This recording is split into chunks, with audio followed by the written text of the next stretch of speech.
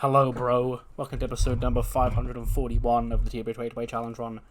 We're here for extremely cool wrestling for week 3 of June 2024. We're very much on the home stretch on the road to Money in the Bank. 5 shows left to go, including this one, until we're at the last pay-per-view of TEW 2020. And yeah, tonight we have 2 more Money in the Bank, 3 more Money in the Bank qualifiers actually. We have a tag team on as well. The men's match is Hook, Austin Theory, and Solo Sikoa. The women's match is Kelsey Cook, Jacy Jayne, and Ivy Nile. And the tag match is the Dudleys, because the other Dudley is now back from his suspension, against the Fritz brothers and against the grizzled young veterans. So yeah, and also Rhea Ripley is in the building tonight. Without any more further ado, let's jump straight into the show. Jey Uso makes his way down to the ring. And he goes, "Ladies and gentlemen, main event Jey Uso is now in your city." So last week, I missed the show, but I got the rundown of what went down. I hear last week, Warden was out here. He was running his mouth. Yeet. I hear Austin Theory was out here. He was running his mouth. A lot of people seem to run their mouth when the champion around. But last time I checked, you can do all the talking you want. Because the ECW World Champion is right here. And it's me, Oos. Just me. Now I see Money in the Bank's coming up though. I see Money in the Bank just under 2 weeks away. And I don't see main event Jey Uso on that show right now. But rest be assured, people of Montreal, Canada, do not worry. Your ECW champion is going to be in Montreal. He's going to defend that championship on the night. Now the question is, who will I defend that title against? And then Russo interrupts, goes, whoa, bro. Cut his microphone off this second. Lee Fitting back there, production guy, get that microphone cut, snip it. Okay, bro, because I'm tired of playing the games around here, bro. You think it's all one big joke? Well, I don't, bro. I saw you last week, bro. I saw you talking to that traitor scumbag, Kevin Owens, bro. And I saw the rest of them losers that I fired because they didn't have the mindset for this brand, bro. And you were hanging around with them like one big loser, bro. And Jay goes, and what about it? Because I think you're openly disrespecting your general manager by hanging around with people who got fired, bro. And if you weren't my champion right now, Jay, lest it be sure I'd be firing you right now too, bro.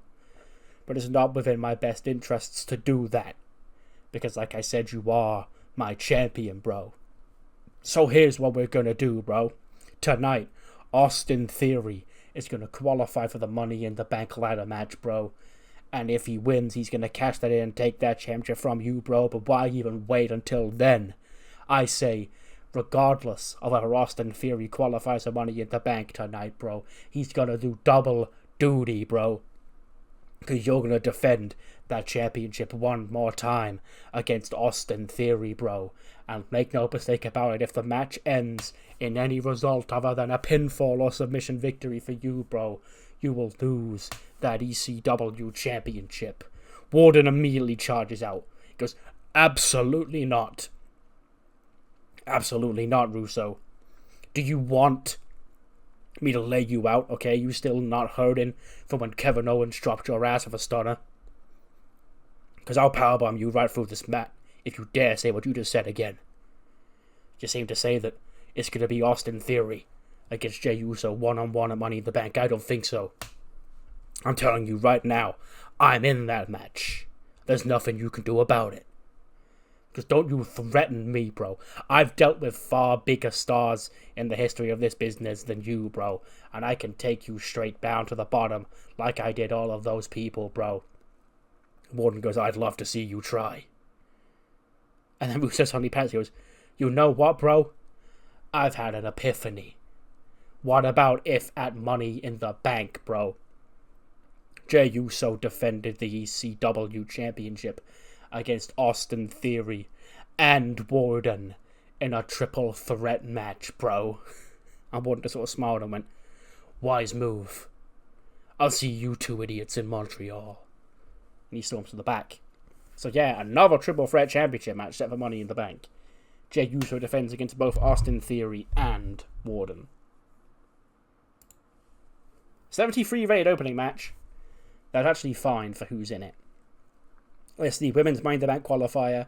Ivy Nile, JC Jane, and Kelsey Cook. And it is Kelsey Cook who picks up the win. She defeats Ivy with the moonsault in 10:45. 60 for Ivy Nile, 69 for JC Jane, and 69 for Kelsey Cook. So yeah, Kelsey joins the match. She joins Blair Davenport from ECW, Utami Hayashishita from SmackDown, as well as Cora Jade and Stephanie Vaca from Raw. What the fuck? Why does that keep happening?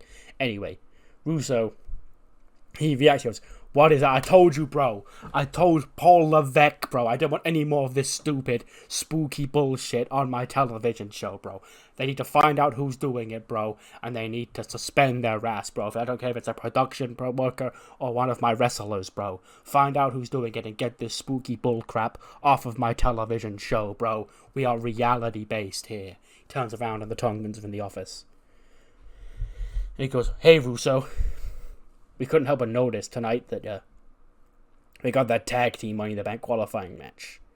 It's the Fritz brothers, it's the Dudleys, and it's the Grizzled Young Veterans. No room for us? And he goes, no, listen, bro. I understand what happened here, bro.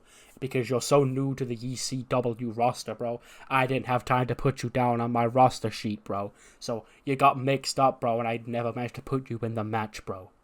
And then Tama Tonga again grabs him by the collar. And he went, we'll let you off this one time.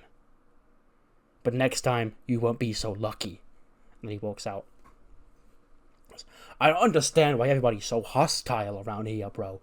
I think I'm doing a damn good job, bro.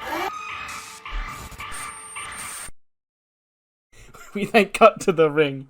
Matt Cardona comes to the ring with Kyle Hawkins and Chelsea Green. He's got the internet title around his shoulder.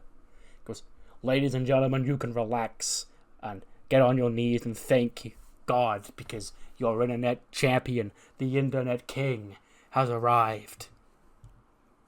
Now, like I said, this age of social media and wrestling and WWE, it all traces back to me.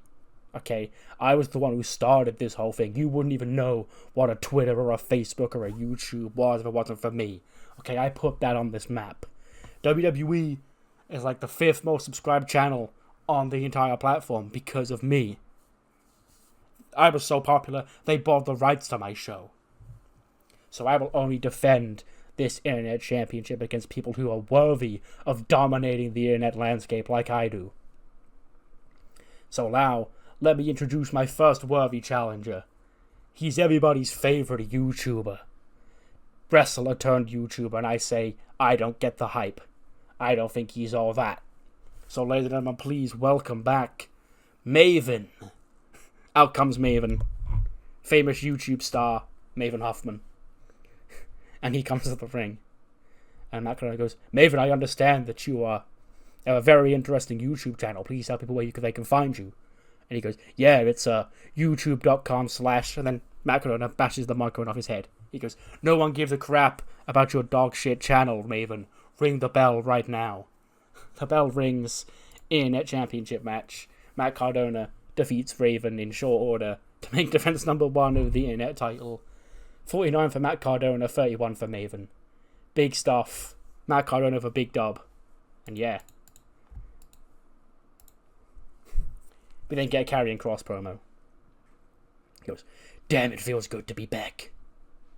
I almost forgot what it felt like to feel the cold, rotting body of a victim in my hands. Last week, I smashed Joe Gacy back to where he came from. And now, that's only the beginning. Because it's been a long time since you saw me around here. I've changed.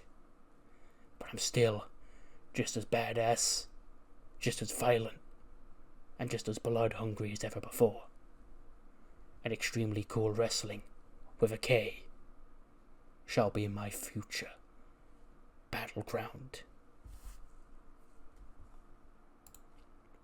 Florence comes out. 92 rated promo for Florence. No, just by herself. She said, "Oh, it's like it's been a long time, you know. If I'd have known Jay was taking the week off last week, I'd have come here, because, you know, not having both your champions, even for someone like Vince Russo, doesn't really deserve to that. But I'm here tonight. I'm here to say a big congratulations to Alba Fire for giving me a fight of my life in Glasgow at Clash at the Castle. And I'm looking around here and I'm just thinking to myself, who's next? Because, you know, they've had a draft. This locker room looks a lot different in some places, a whole lot the same in others. I look around, I see familiar faces like Ruby Riott. I still see Liv Morgan, Hikaru Shida, my good friend Blair Davenport.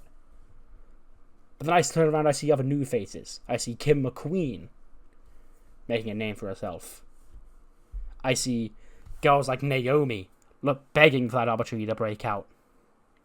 I see somebody like Sasha Banks, this big, larger-than-life superstar, top of the division. You know, think she's entitled to a title opportunity, but on this show you have to earn it. Yes, I don't care what the banners look like or what the letters stand for. This is the same brand that I run. So, I'm here, and I'm saying, as your women's champion, I'll take on all comers. High and low, big and small, far and wide. I'm willing to take everybody on to prove that I deserve to hold this, and prove to everybody around the world that I am what that I say that I am. And that's the best, strongest, baddest woman in this entire company. Florence then leaves the ring, you know, her music's playing, she's walking up the ramp where Rhea Ripley's music plays. Rhea's making her way out because Kim McQueen's in action up next. And Rhea walks down to the ring and she sort of like crosses past with Florence on the ramp. And they have a stare down for like a couple of seconds before Rhea sort of shoulder checks her and keeps walking. And in the background you can see Florence still just looking at Rhea as she eventually walks to the back. Rhea takes a seat at ringside, and then Kim McQueen is in action against Indy Hartwell. Gets a 66. Kim McQueen defeats Indy Hartwell with a spear in 7:45. 57 for Kim, 61 for Indy.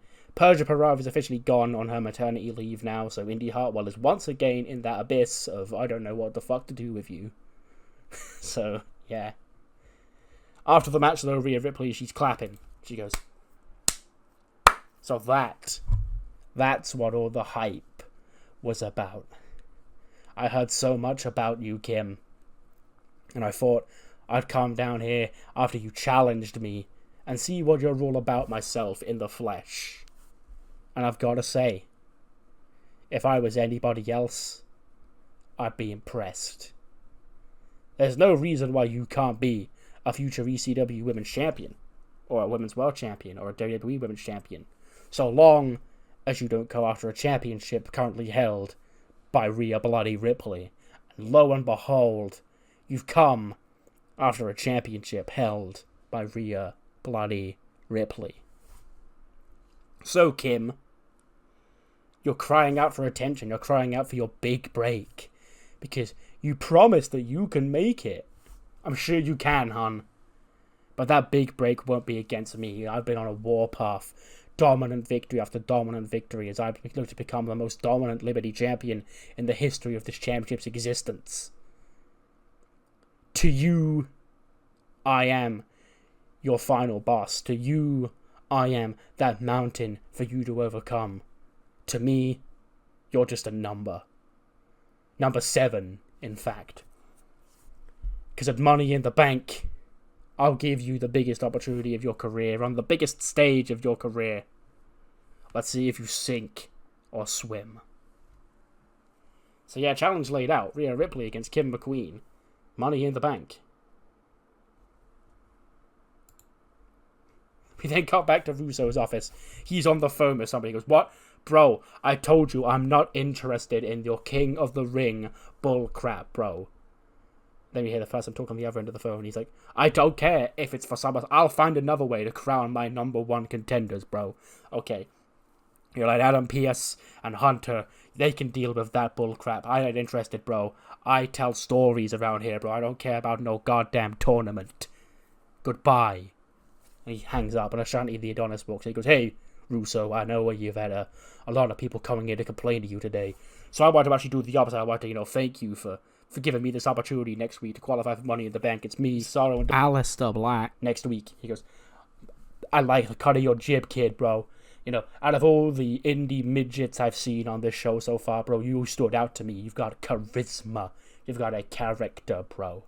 So I'm rooting for you to win over that Alistair Black and that big Swiss piece of bread, Cesaro, bro." Shane goes, "Thanks. I won't let you down." He leaves the office. He's jumped by Ziggler, Cole, and Cesaro.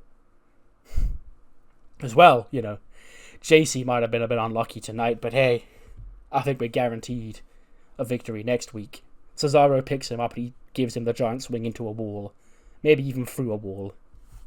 But yeah, Ashante the Adonis has been left laying. So now, who knows if he can make that match next week.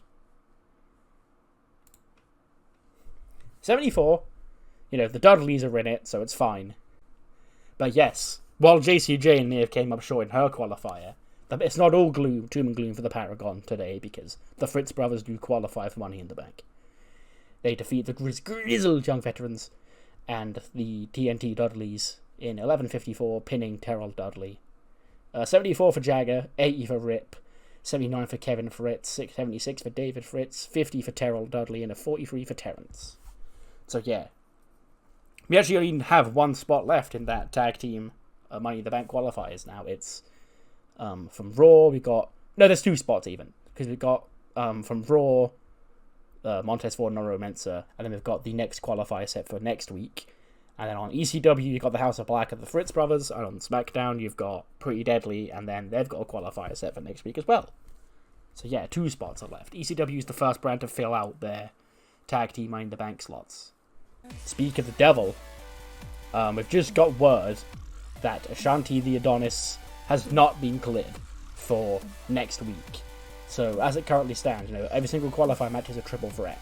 So it's going to be Cesaro, Alistair Black, somebody else in a triple threat qualifying match. We don't know who that's going to be.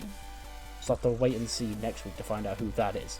As far as the women's qualifying match, that's a very interesting match, because both Alba Fire and Iona Webb will be in that triple threat match, along with Ruby Riott, the new Queen of Heat. And yeah, moving on to Money in the Bank itself, we've learned a couple of new matches here tonight, including additions for the tag team Money in the Bank ladder match, being the Fritz brothers of the Paragon joining the aforementioned teams I just went over a minute ago. And then on the women's side, it's the House of Black's Kelsey Cook, who joins the women's Money in the Bank ladder match, joining Blair Davenport, Cora Jade, Stephanie Vaquer, and Utami Hayashishita. We have a new triple threat match set for the ECW World Championship, as Austin Theory and Warden both challenge Jey Uso for the gold. And just now announced for the Liberty Championship, Kim McQueen will be the latest challenger for Rhea Ripley's championship in Montreal. What the hell are you doing in here? Listen, bro. Like, give me that script. We're tearing it up, bro. We're tearing the script up, bro. This match coming up now, this is for the television championship, bro. Write that on your little script, bro. Okay, we're shooting here today, bro. This is a television championship match, bro. Well, okay, I guess this is a television championship match, bro. Only gets a 72. I knew it wouldn't score very good, but, I wanted to make it the main event. And, in 30 minutes and 3, despite Russo's overwhelming odds stacked against him, I guess. It's not even really, because it's a triple threat match, he didn't know the Tongans would go out there. But Solo does retain, is what I'm saying. Yeah, he makes sense number 1 of the ECW TV title, pinning Hook. 80 for Solo Sikoa, 50 for Hook, and a 74 for Austin Theory. And yeah, the Tongans do come out and attack Theory during the match. And then, after the match, Theory's pissed off, and he gets into the ring. He gets into the face of Solo Sikoa, shoves him to the ground. And Solo gets up and he starts attacking Theory. The Tongans and Solo also attack Theory. And then Warden comes out. He wants to join in on the attack on Theory. He sees Theory laid out, and he's going to hit him with a powerbomb. He hits him with a powerbomb. And then Solo and the Tongans go up to Warden and start, gassing him up. And then Warden sort of just turns and glares at the Tongans and Solo. Because, he hates the Bloodline. He sees Bloodline right now. So he's trying to fight all of them. And then Jey Uso rushes out. He comes down. He lays into every single person with a super kick. He super kicks Solo. He super kicks Tama Tonga, Tonga Loa, Warden. And then eventually, the Tongans and Solo beat him up. And Warden, sees blood in the water. Reluctantly does join into the fight. Because, he hates Jey Uso more than he hates Solo and the Tongans. So, that is what it took for him to realign with those guys. Austin Theory at this point is bailed. You see him sprinting up to the back. Then Hook and the Dudleys, they get in the face of the Bloodline. I'm calling them the Bloodline because I don't want to say Solo and the Tongans every single time, but technically the Tongans aren't in the Bloodline. But yeah, it's the Dudleys and Hook against the Tongans and Solo. And then Warden and Jay facing off as well, and then we get a big brawl between both sides. And it is announced that next week on the final ECW show before Money in the Bank, we will see Jey Uso teaming with the New Breed against Warden, Solo Sikoa, and the Tongans. Yeah. Warden has to put his differences aside with Solo next week. Let's see if he can do that. And that ends the show. Gets an 83 rating. Yeah, sure. We were shooting on this show, bro. We're getting more and more Russo as the weeks go on. Of course we're shooting today, bro. But yes, from as what you thought of the show, do let me know what you thought in the comments below. I'll see you next time for SmackDown. See you then.